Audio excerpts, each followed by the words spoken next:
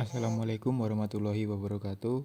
Perkenalkan, saya Zidan Arsyofeli dengan NIM 2386202039. Selamat datang di video saya tentang manajemen pendidikan, sebuah bidang yang sangat penting dalam dunia pendidikan. Dalam video ini, kita akan membahas pengertian, konsep, dan strategi manajemen pendidikan. Video ini dibuat untuk memenuhi tugas UAS mata kuliah manajemen pendidikan dan profesi. Baik, yang pertama adalah pengertian manajemen pendidikan.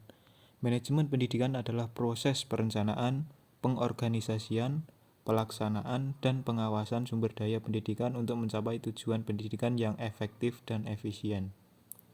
Tujuan manajemen pendidikan adalah untuk meningkatkan kualitas pendidikan agar lebih sesuai dengan kebutuhan peserta didik, masyarakat, dan dunia kerja. Yang kedua adalah fungsi-fungsi manajemen pendidikan. Manajemen pendidikan memiliki 5 fungsi utama yang harus dilaksanakan dengan baik untuk mencapai tujuan pendidikan. Yang pertama yaitu perencanaan atau planning, menentukan tujuan dan langkah-langkah yang harus diambil untuk mencapainya. Yang kedua yaitu pengorganisasian atau organizing, menyusun struktur dan membagi tugas untuk mencapai tujuan yang telah direncanakan. Yang ketiga pengarahan atau leading, memberikan arahan, motivasi, dan bimbingan kepada seluruh pihak yang terlibat dalam proses pendidikan. Yang keempat adalah pengawasan atau controlling, memantau pelaksanaan kegiatan untuk memastikan semua berjalan sesuai rencana. Dan yang terakhir adalah evaluasi atau evaluating, menilai hasil dari kegiatan pendidikan untuk memperbaiki di masa yang akan datang. Yang ketiga adalah tujuan manajemen pendidikan.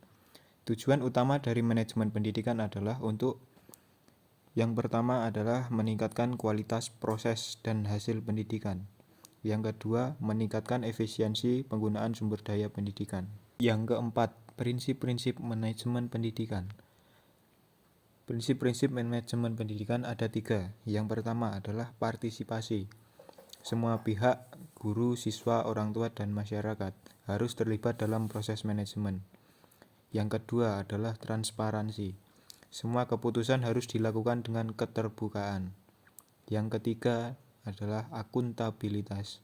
Setiap tindakan dan keputusan harus dipertanggungjawabkan. Selanjutnya, strategi dalam manajemen pendidikan. Strategi dalam manajemen pendidikan ada 2, yaitu manajemen sumber daya manusia, mengelola tenaga pendidik dan tenaga kependidikan untuk meningkatkan profesionalisme dan kinerja mereka. Yang kedua adalah manajemen kurikulum, menyusun dan melaksanakan kurikulum yang relevan dengan perkembangan zaman dan kebutuhan peserta didik.